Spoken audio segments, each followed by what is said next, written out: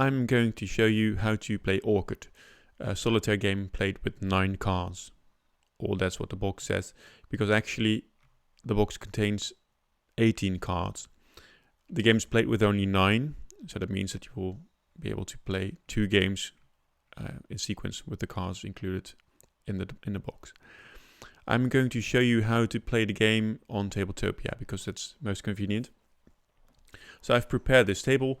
What you see over here is a deck of 9 cards, and to start the game I'm going to set this deck aside and I'm going to turn over the first card. This is going to be my starting point for the game, and then I'll draw 2 more cards. Those will be my hand.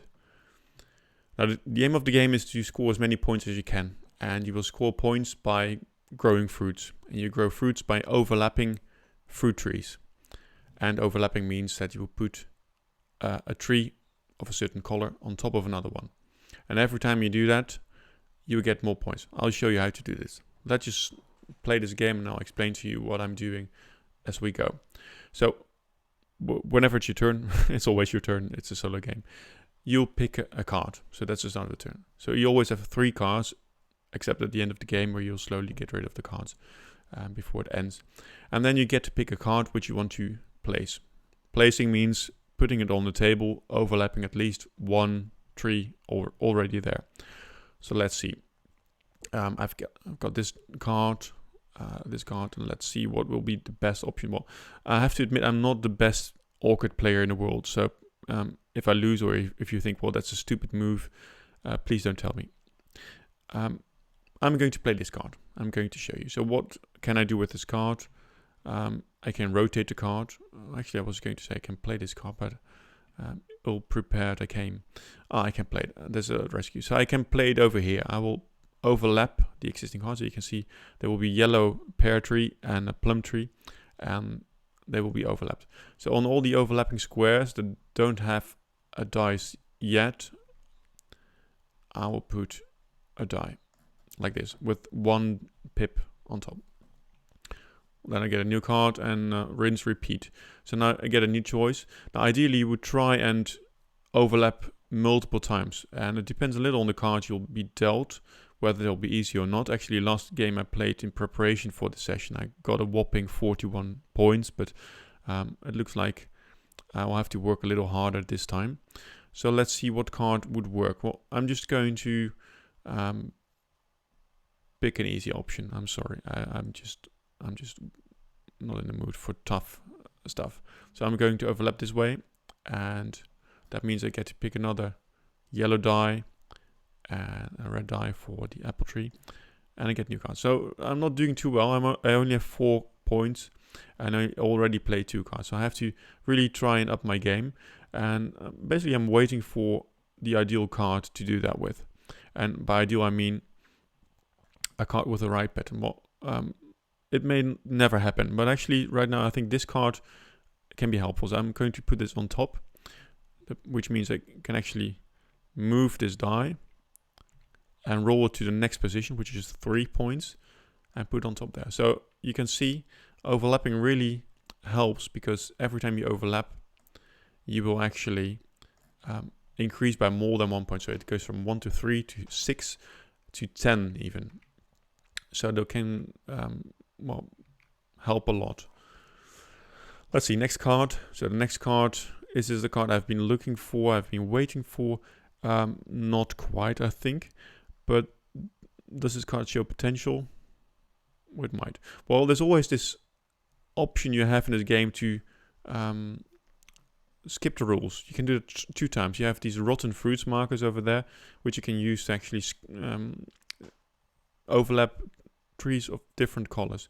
I'll demonstrate shortly, but I'm still somewhere in this illusion that I can actually score some decent points. I'm just going to overlap like this.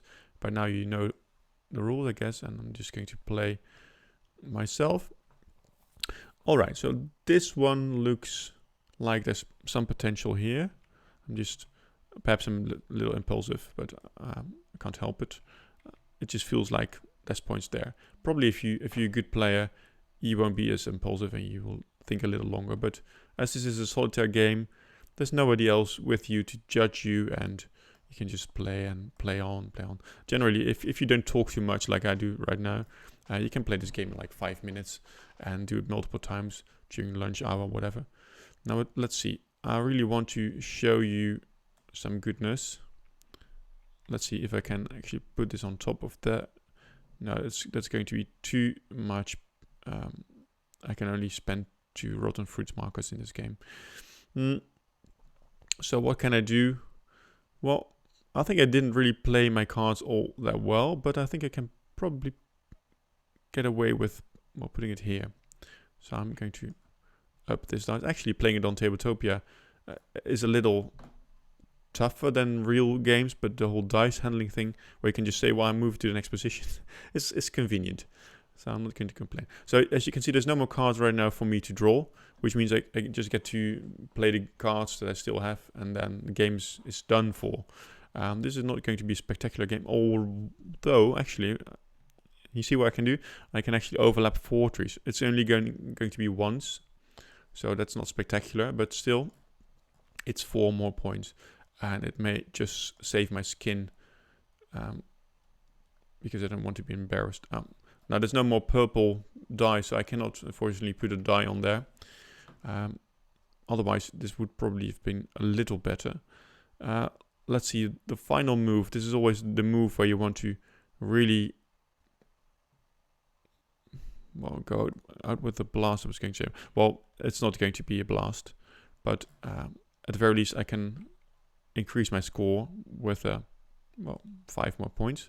So 2, 2, and I'm just going to put this on there as well. Well, actually, I said that, but as you can see, I'm overlapping the yellow tree with a red tree. So that's not a good thing, of course. So I have to put a rotten fruit mark on there. All right, so now the game is done, and it's actually time for us to count the score. Now, if you allow me, I'll just count out loud. 1, 2, 3, 4, 5, 8, 9, 12, 13, 14, 17, 20, 21, 24, 25, minus 3 for the rotten fruit marker. So that means 22 points. So I'm just going to say 22 points for me, and I'm going to be happy. If you look at the score table for this game, there's one included in the rules. I will show you.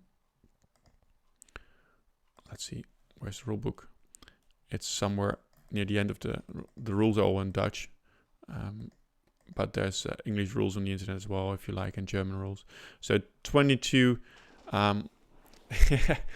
it says it's terrible, really. So it's a terrible score. So typically you should be able to get at least 30 points if you pay attention, and well, like 40 points, it's really doable.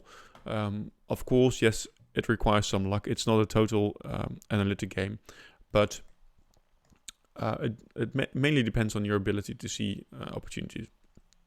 Also, fun thing about this game is that you can actually play with multiple players, not like just watching the same deck and puzzling, but you can actually all use a set of your own and play simultaneously, which means there will be one player that will be the caller, and he will call whatever card he draws, and the other player will take the exact same card. So that means all players will play the same game, so they get the same inputs, the same cards, but they get to decide how to play it. And in the end, you can compare scores and see who did best. So there's no hiding. It's really a test of intelligence or of gaming ability. The best player wins. I think this works well on the table, although you can of course see what others are doing. I don't think you will be too focused on that, but it will work really well even on phone. So you can play this by phone or by video, which is really a relevant thing in these times, I would say. And it's still fun. I mean, it's like a small in-between thing. You can play 1, 2, 3 games. You can do it during lunch break. But you have fun for sure. And it won't be complicated. And it's a small box, so it will fit in your bag, in your pocket even if you like. And the build quality of the game is really good. So the cards are made of plastic that will resist water. So that means, well, during lunch break, you can actually eat while you play this. And if you spill some coffee or milk or whatever on your cards, they will just clean easily. And you put it back in the box. It's a nice slide cover, and off you go again. Anyway, this was my playthrough of Orchid, a 9-card solitaire game.